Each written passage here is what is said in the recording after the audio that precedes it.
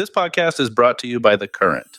Ever wanted to sit down to a candid conversation with the marketing leaders of the world's biggest brands? The Current podcast is your chance. On The Current podcast, you'll find exclusive interviews with the experts and trendsetters who are on the front lines of digital advertising, and they always leave the ad tech jargon at the door. Subscribe to The Current at www.thecurrent.com or anywhere you get your podcast today.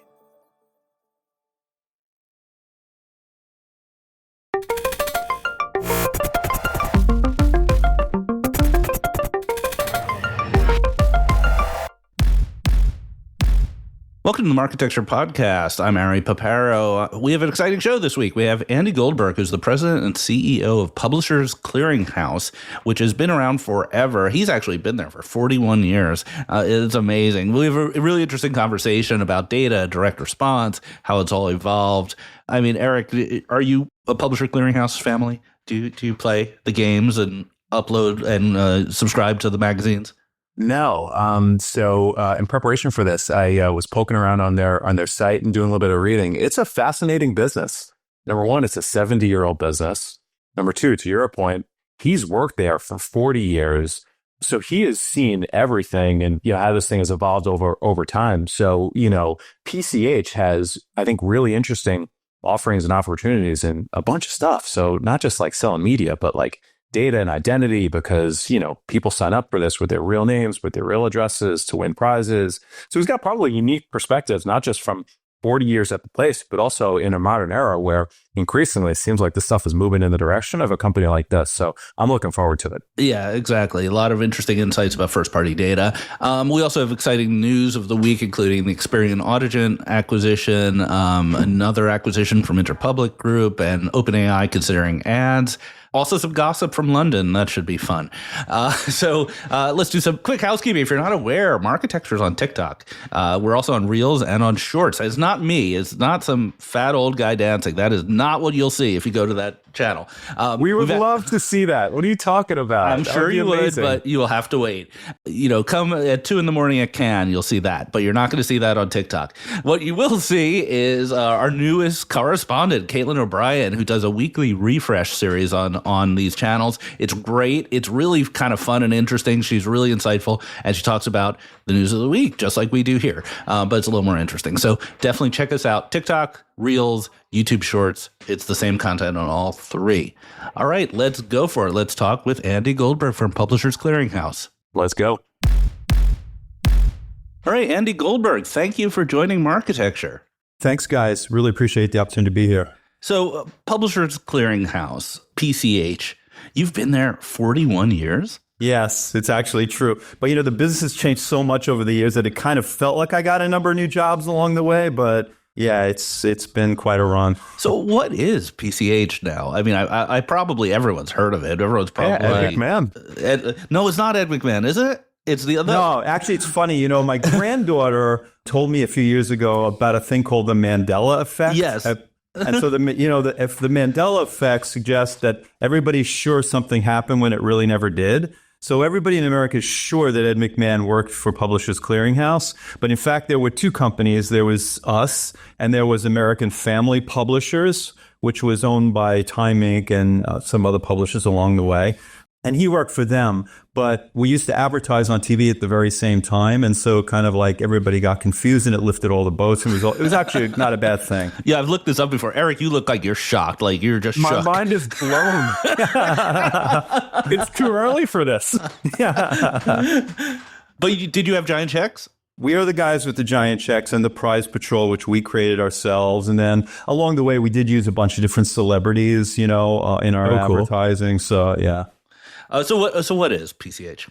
Okay, so let me tell you a little bit. Can I tell you for a second about how the business got to where it is today? Because I think it's important to kind of understand how we got to where we are. Look, if people are listening to this podcast, they're pretty bored already. So give us a story. Let's hear it. Okay, hopefully I won't bore you. The business has been around a long time. You said I've been here 41 years. The business is about 71 years old. It was started back in the 50s. By a guy who came out of magazine circulation, and he created this novel idea of putting all the magazine offers into one direct mail piece and taking on the marketing and the credit risk. It was pretty much successful right out of the box and became the biggest source of new subscriptions for the publishing industry. The sweepstakes came along about 14 years later in the 60s. It wasn't really an original idea. We kind of took it from Reader's Digest, but that lifted the business to a whole new level because the response that everything got with a sweepstakes was much bigger. We then kind of got into merchandise in the 80s. And so the business was diversified, and then we were able to offer a lot more things to people. But what's interesting there is from the pretty earliest times of offering merchandise, we were starting to look at all the purchase data that we had. So this is now back in the early 90s, and create essentially a recommendation engine based on what people had bought. So we started putting people into affinity tracks and saying, okay, we see that you have an interest, for example, in music, or maybe even specifically country music versus jazz. And so we were able to start to curate selections based on what the data was telling us somebody wanted. So I kind of feel like we were pretty early on in that. And data's always kind of been central to the business along with the promotion. We took the brand online around 2000, started out, we built a large opt-in email database, did a lot of work with DoubleClick. I know you have that in your background. First generation DoubleClick. Like First generation DoubleClick, yeah. It's a very large email opt-in file, which we were monetizing with traffic that we were exiting out to performance offers. And then we started offering our own merchandise and magazines. The next big aha was like, I don't know, X number of years later, I used to run the merchandise business at the time. And the coolest of all the trade shows was the music industry. It was unlike anybody else's. It was only a handful of customers back then. And so instead of having a big, conference center, it would take place in a hotel, and the meetings would gravitate from like suites to the bar. And then in the evening, all the big artists would put on shows for a handful of the retailers. One night, because we sold a lot of country music, they introduced me to Trisha Yearwood, who was a pretty big star in her own right, before she married Garth. And she said, "Oh, say no more. I know all about PCH because in my house, there's one night between Christmas and New Year's where we spread out the mailing piece and we decide what color Jaguar we might want to win and that sort of thing." And so what it said to me was, we're really more than just a one-dimensional direct marketer. We're really offering a unique form of free-to-play entertainment for a big chunk of America. So we sort of went from just this one-dimensional PCH.com registration page to developing a network of properties, and that got us into display and video advertising. We always knew that we had some kind of tremendous competitive advantage with the fact that our audience is 100% identified and that we're able to get them to tell us a lot about themselves.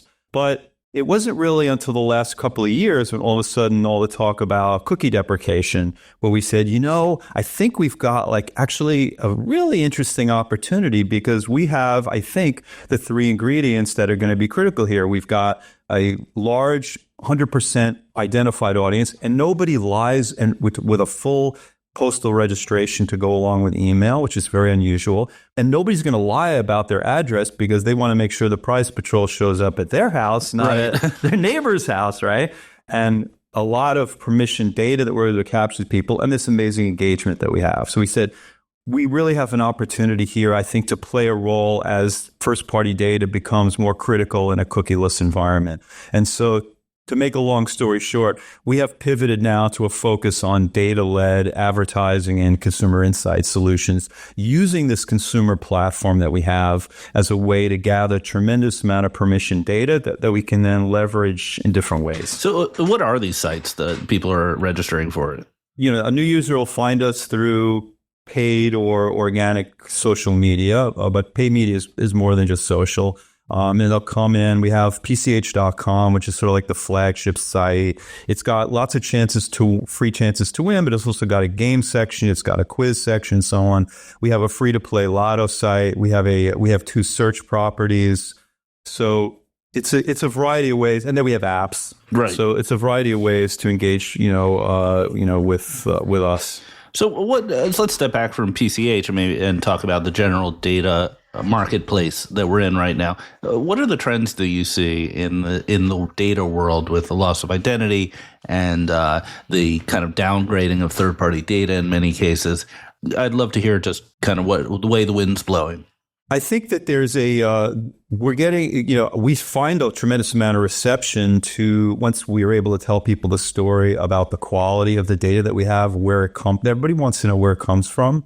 And so we take the time to explain to them like where our data comes from, the fact that we've got, hundreds of thousands of people who are answering millions of questions. We've got a redemption center that we have a token reward economy, and that gets about 300,000 redemptions a day in the reward center. And that's really meaningful data because, for example, if you go in and you pick you want to win a Cabela's gift card, that says a lot about who you are and so on. And we also got like 700,000 search queries a day. So the point is, what I think we're finding, to answer your question, is that there are some places in the market today where there is an understanding and a need for high quality first party data. And then there are other places where I think people are satisfied with, they know they need data, but they're satisfied with the third-party solutions. Yeah, exactly. That's the distinction I was trying to tease out. So in the old world, third-party cookie world with data brokers and integrations into DSPs, the quality was totally unknown.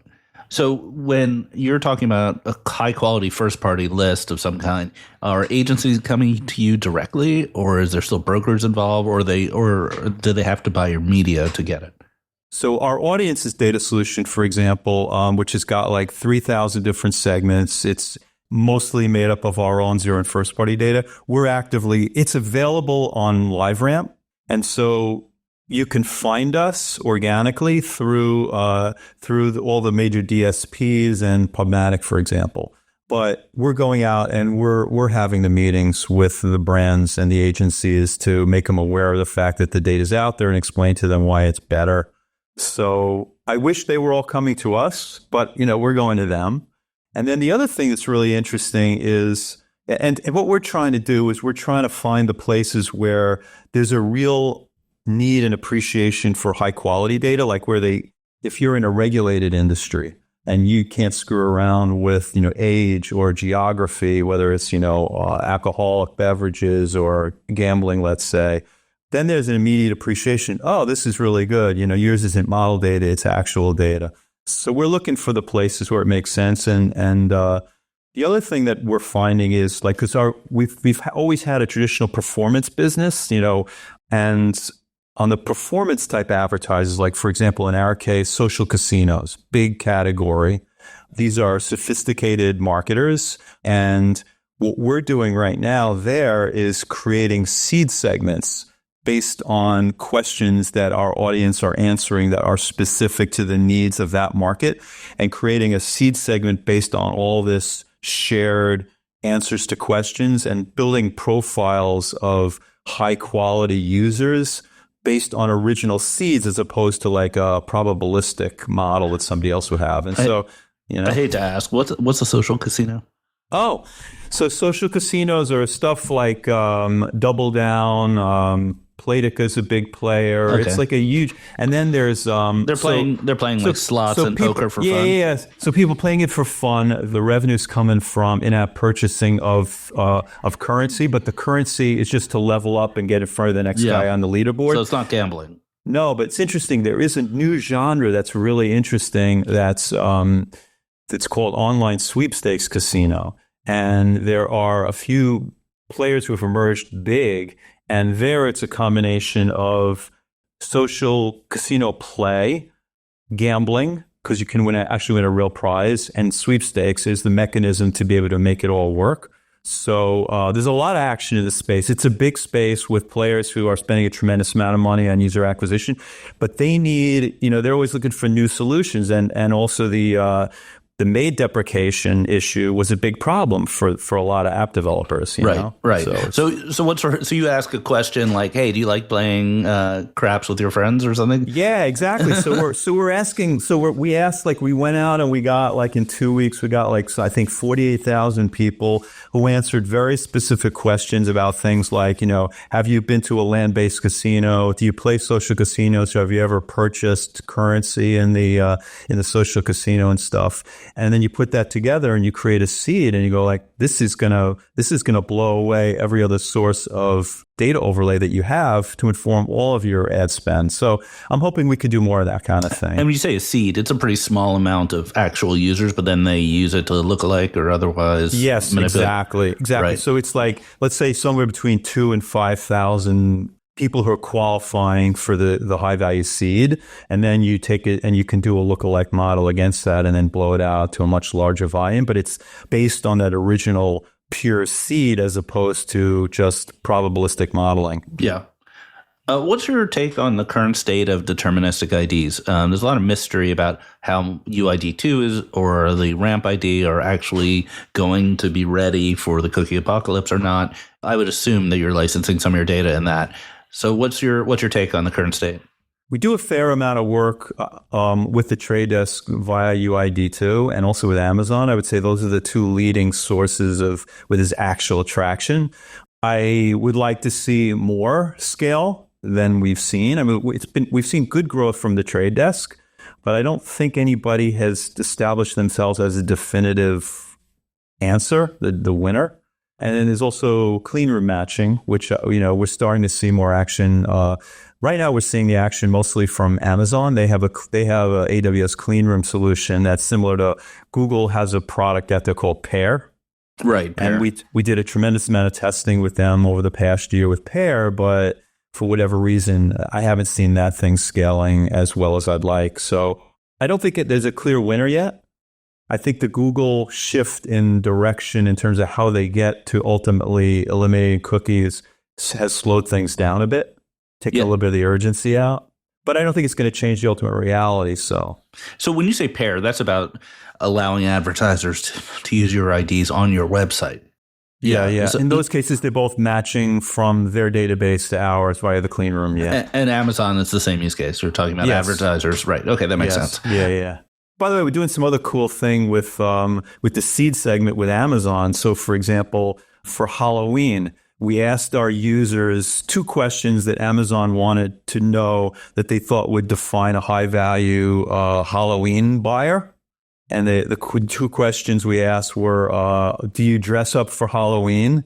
And are you planning to buy chocolate for Halloween? Because they said that defines, it's like kind of like, Halloween is the kind of thing where you go up and down a street in the suburbs, right? One house is totally decked out and the other one has nothing. So there's clearly a differential between people spend and don't spend. Anyway, so we built a segment for that, and we're going to do that for a variety of tentpole events throughout the year, which could be leveraged not just by Amazon, but other people. So kind of cool. That's cool.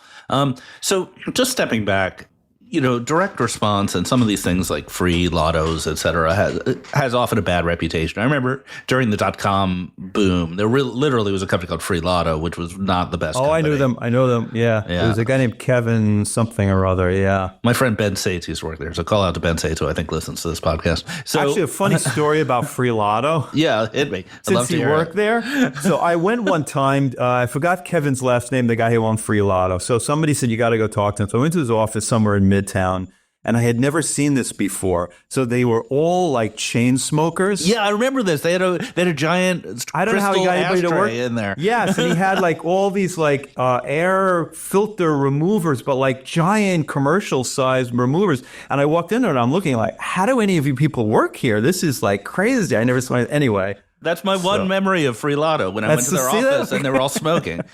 Yeah, sorry, I digressed a bit there. I'm sorry. Well, I guess what separates good from bad in this direct response world, because it's very easy to trick somebody into getting their personal information, and that's not the best.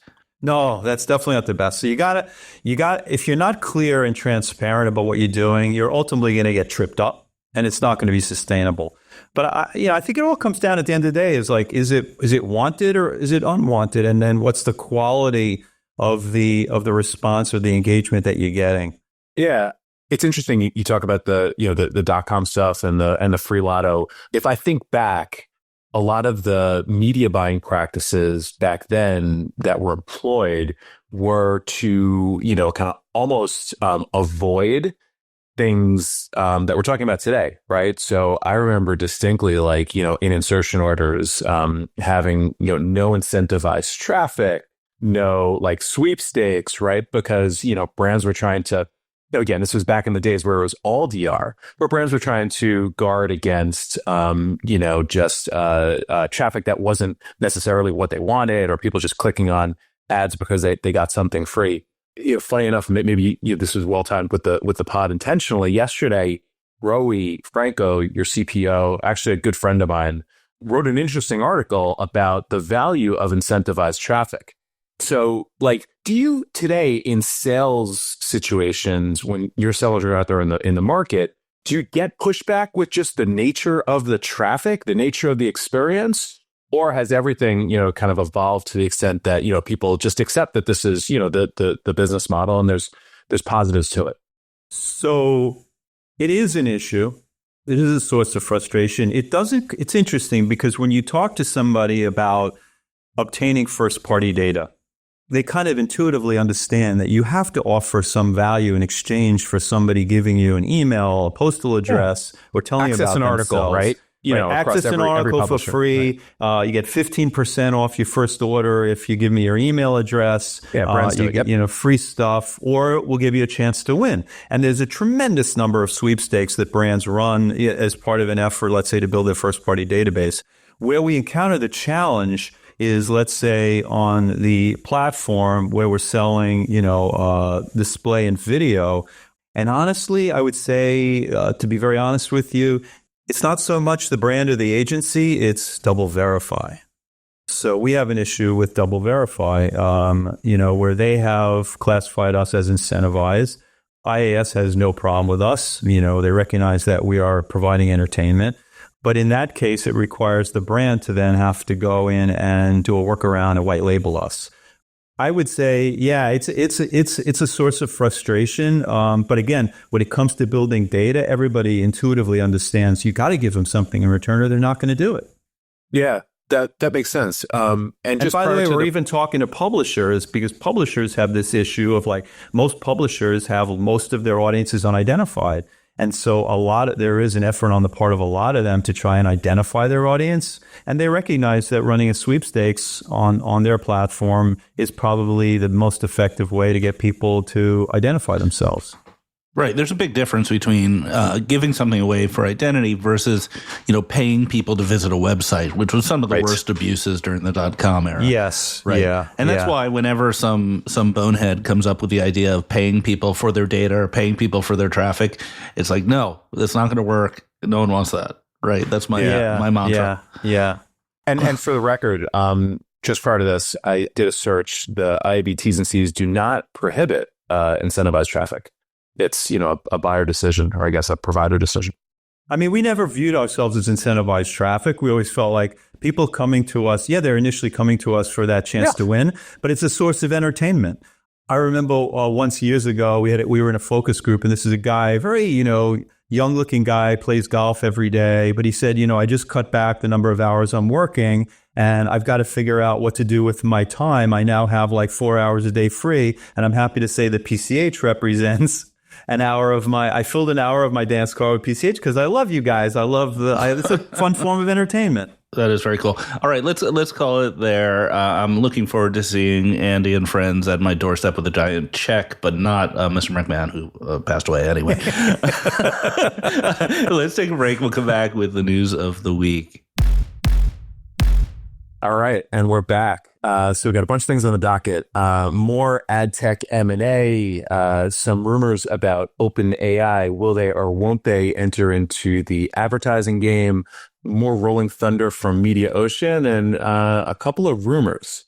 So I'm going to give the floor to you, Ari, because you've got some sort of breaking news rumor, something out of the UK that you have to share. I'll do my Perez Hilton impersonation. There's gossip coming from London. No, this is pretty minor stuff, but I've been pinged by 7 people about it this morning. So there's a very popular WhatsApp group in ad tech, but specifically it's mostly London, and it's very gossipy, and everyone just chats and talks about their brekkies and stuff like that, the stuff that the London ad tech crew likes to talk about. And they had a Christmas party, because that's another thing that people in London love to do. And the entertainment at this Christmas party were scantily clad female acrobats doing acrobatics in a way that was just not seen as appropriate by the female guests at this event. And they complained and they left. And then the WhatsApp group went on fire with people getting very upset. And the excuses that were made were considered somewhat offensive as well, that these were just athletes showing off their capabilities and things like that. And now there's a mass exodus from the WhatsApp group. So this is not important or relevant to anybody, but it's a fun little piece of gossip. And I thought that the people in the U.S. who listen to this podcast would want to know about the drama from their brethren, our special friends across the pond. I've heard about this WhatsApp group a few times, and I've, to this day, never been invited, and I might even be blacklisted. I don't know. So, I joined, and I just couldn't take it. It was too active with stuff that was totally irrelevant to me. It's really chatty, and it's really very London, like, oh, who's going to the pub? What, who sees the IO from this company? That sort of thing. Got it. Okay. Well, it's 2024, folks. I think you should be thoughtful about what you do at your holiday parties. Male acrobats only. Yeah. or 50-50. Come on, people. All right. Let's get into the real stuff. So we've got two deals to talk about. First is Experian yesterday announced the acquisition of Audigent, which is a company that my fund invested in. And we should talk about it. Audigent has been on a tear. Audigent, I think, arguably like established the curation category. Yeah, and this is the first sizable transaction in that category. Yeah, I think they proved it worked, right? Yes. Because it was a pivot, right? That was not their original business, was it? No. This was them basically taking the DMP business, which was their original business, and building out the activation layer, which became like the business. Yeah, exactly. So their original business was collecting and organizing publisher data to allow publishers to do, PMPs that were smarter, et cetera, sort of a little bit like what Permative does or ArcSpan that I'm an advisor to. And they realized they could just make a ton more money by activating that data themselves instead of just handing it back to publishers and letting them do that. I interviewed Drew on Marketecture, and we made that interview free yesterday. And it's a funny interview because, like, the first 10 minutes, I have no idea what the company does. I keep thinking it's a SaaS business, and he keeps telling me it's not, and I'm just not getting it. And then finally, I'm like, oh, you're curating. Okay, now I get it. And that was my big eye-opening moment. When was that interview? That was like it was early in Marketecture, right? Yeah, no, it wasn't early in Marketecture. It was right when I started writing the newsletter. So it was this early spring, like might have been March of last year, because I think the first issue ever of our newsletter was about curation, and it was tied to that. Yeah, absolutely. And I think this probably puts to rest all the debate about curation and its value, because this is they didn't provide details, but this was a great deal. So I'm hearing like 300 million, but you probably know, so you can't say. Yeah, I can't comment, unfortunately. But super happy for the team. Super happy for Drew and Greg Williams, who is an unsung hero of ad tech and is the president of Audigent. So shout out to Greg. Andy, are you thinking about curation as another way to monetize your data? Integrating at the seller side. What do you mean exactly? Like basically the SSPs nowadays let data owners basically create your own deal IDs and monetize that way instead of selling data directly or selling media directly. Okay. You should check it out. You can make a lot of money. Yeah, that sounds very promising. Actually, I like that idea. Yeah. Now I'm gonna go in the other room and go, hey guys, why aren't we doing this? Yeah, you yell at just curation. I want curation tomorrow. All right. Okay. Call Audigent, and then second transaction right before this pod dropped, IPG announced that they were buying a retail analytics company called Intelligence Node. And a deal valued at nearly $100 million. So another 9-figure deal. Had either of you heard of Intelligence Node prior to this? Never heard of it. I haven't, no. And they're based in Mumbai or something? Yeah. It's a 10-year-old company, more than 100 people. And, basically it's like shopper insights. It helps companies understand shopper trends and gives them the data to inform their own decisions around like product development, marketing, sales, like seems to be, all things retail and commerce intelligence. So I had to, on the surface, a good fit for an agency. Yeah, I mean, since retail media is so important, that just having a team that really gets it, like the Flywheel acquisition, I would. It's a hard thing to cross train in if you're not from that world. So it's worth a lot, I think, to these agencies. Yeah, it's interesting because we have a consumer insight business we started a couple of years ago, and we're really bullish on it because we've got the unique. The survey research experience for the user is really bad typically. It's they don't know who the user is, so they ask these mind-numbing list of questions every time you ask a survey to try and qualify you. And after you go through all that, like 90% of the time, you get disqualified because you didn't meet the characteristics of what they're looking for. So in our case, we've got, because the user identified, we can pre-qualify who should see a particular survey, and then we can provide like underlying insights around people who said yes or no, instead of just 40% said yes and the X percent said that. So we're doing some really cool stuff there. Like, for example, we had done a thing last year when the whole Bud Light issue came up. Right. With the trans activists. Yeah. So we surveyed our audience to understand how they felt about it, whether it was going to impact, because they're heavily beer drinkers.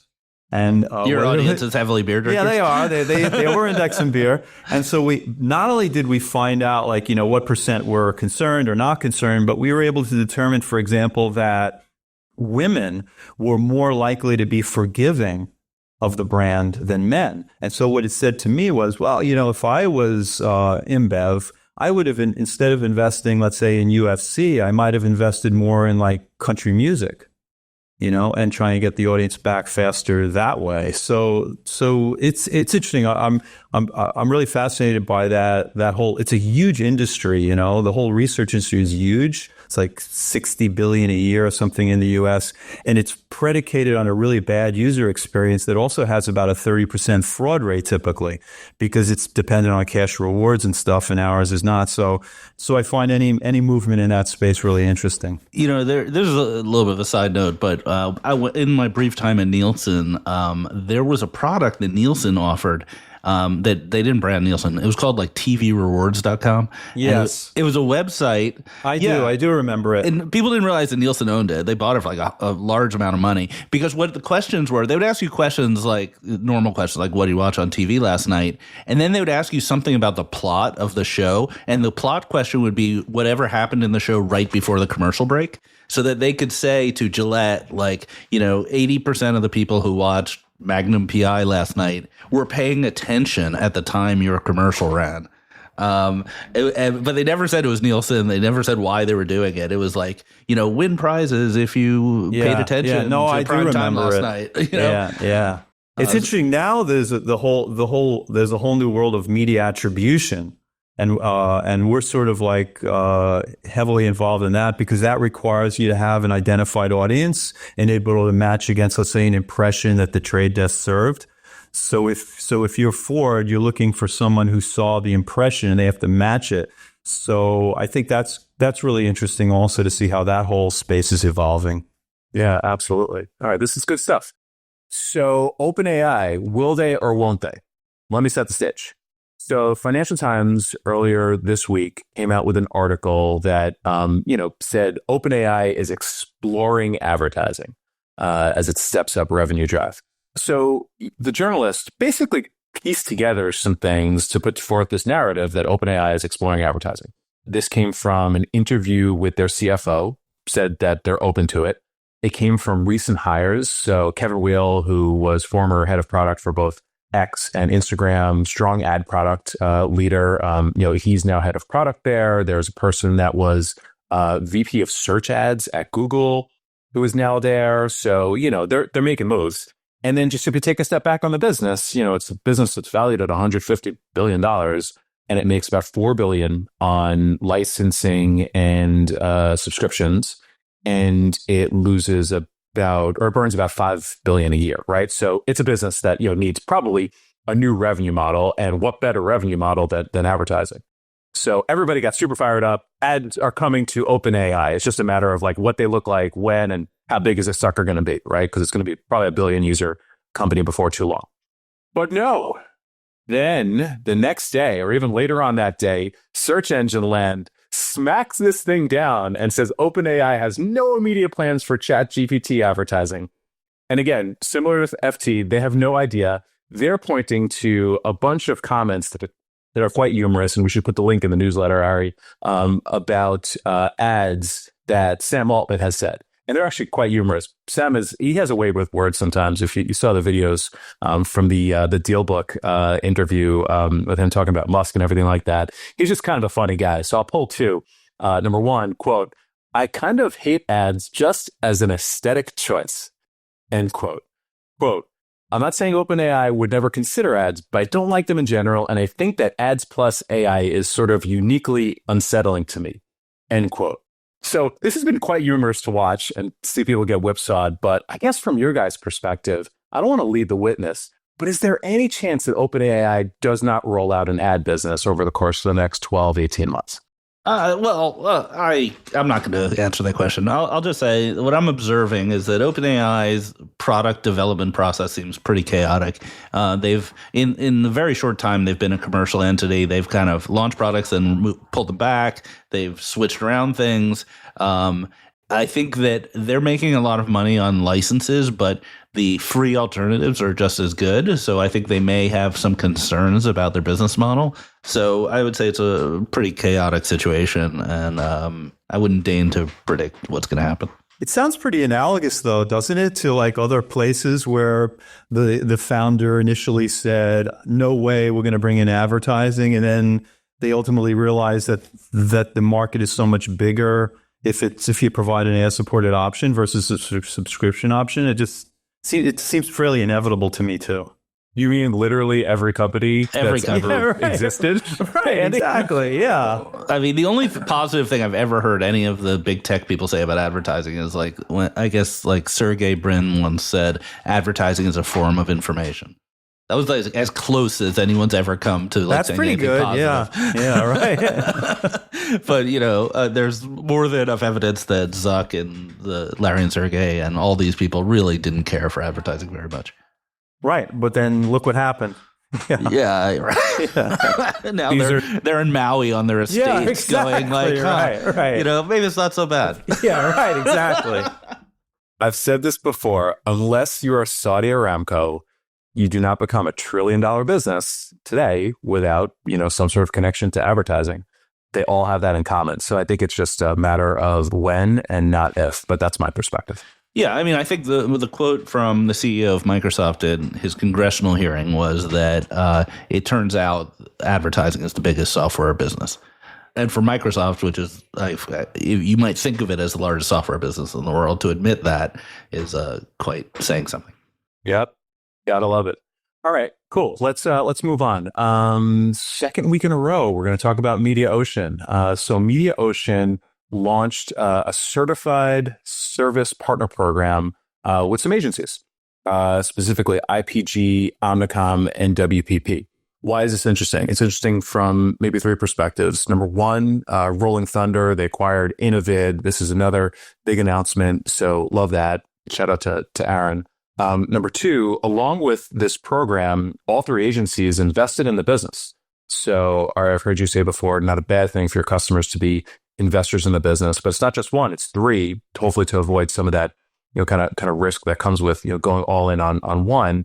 And then I thought that was interesting in the announcement that they specifically called out verification, ad quality, ad fraud. So it seems like this is something that they're leaned into, with the category of just verification and fraud in general being, somewhat on the back foot in terms of innovation and solutions. Well, on the last point first, which is that Flash Talking has its own verification fraud solution that they sell as part of their ad server. So I think they're trying to make hay out of that, which is smart. I mean, putting it as part of the ad server makes sense. It doesn't necessarily have any conflicts of interest. In terms of, I'm not sure about the certification part, but the investment part, I think, is a message here. I don't know any details, but I think it's a way to make these three holding companies, three of the six, like really tied into MediaOcean. They're already tied in very significantly, but even more so. The main competitor, Hudson MX, went under, doesn't exist anymore. So MediaOcean's kind of on its victory lap, I think, a little bit. It makes sense to me too. I mean, I know it's always an ongoing challenge, right? It's a issue that's always out there in the background, I feel like. So Yeah, totally. Hey, let's talk one more kind of juicy one before we end it today. So there was this article that popped up. I want to say maybe AGM tweeted it from Semaphore. I don't know if you guys saw this. Employee lawsuit accuses Apple of spying on its workers. So this is ad tech adjacent, ad tech relevant for two little things. So number one, the employee, like the plaintiff in the lawsuit, is somebody that works in Apple's ad tech division. Did you know that Apple has an ad tech division? I kind of did. So, a little bit. Yeah, so that's number one. The accusation is, we'll get into the reason I asked that question in a second. The accusation is, basically like Apple is looking at not just work devices, but home devices that, your iCloud is connected to, which is pretty wild. But the other thing that the plaintiff said was he was prevented from talking about the fact that he worked at Apple ad tech or just Apple generally on his LinkedIn or what he was doing there. He was prevented from career opportunities such as, allegedly, speaking on stage at conferences and everything like that. So there's this like mystique around Apple and like what they're trying to do, what they're planning in ad tech. It always has been. This is a little bit of validation of that coming from a lawsuit about spying. I'm going to take the under on this one, which is, have you ever tried to have two different iCloud passwords or accounts on the same device? It just doesn't work. Apple is incapable of managing user identity in any way. Like they've taken privacy so far that you can't possibly log into anything. I know someone who recently switched from Apple to Android, and getting his phone number deactivated in iCloud was virtually impossible. They just can't do it. So the idea that this employee is complaining that he had to use his personal iCloud is probably like the only feasible way to work with Apple devices. I'm gonna go on Apple's side on this one. Worth reading the article. It's kind of fun, kind of interesting. Although, anyway. I'd love to know. The other thing is we heard about this don't update your LinkedIn thing recently as well, because the Trade Desk's operating system, Ventura, allegedly had been worked on by many engineers in Silicon Valley who didn't update their LinkedIn to say they worked at the Trade Desk. Right. So this is becoming a trend where people have stale LinkedIns because they're on secret projects. Yes, that's maybe the juiciest part of this whole thing. Anyway, let's call it a day. This has been one thing fun. that was on the note. Just want to call it out for everyone's awareness that Walmart Vizio closed. Oh, that's right. Yeah. That's right. Congrats to them. Let's see where this thing goes. Get ready to shop on your TVs, people. Yeah, it's happening. Yeah. Can't wait. All right, this was awesome. Andy, thank you so much for being here. You're welcome. Thanks again. I really appreciate it. Eric, thanks as always. Yeah, this was a lot of fun. Thanks, Aries. Thanks, Andy. And we will see you next week, folks. Bye-bye. Bye. Thank you for subscribing to Marketecture. New interviews are added every week at marketecture.tv and your favorite podcasting app.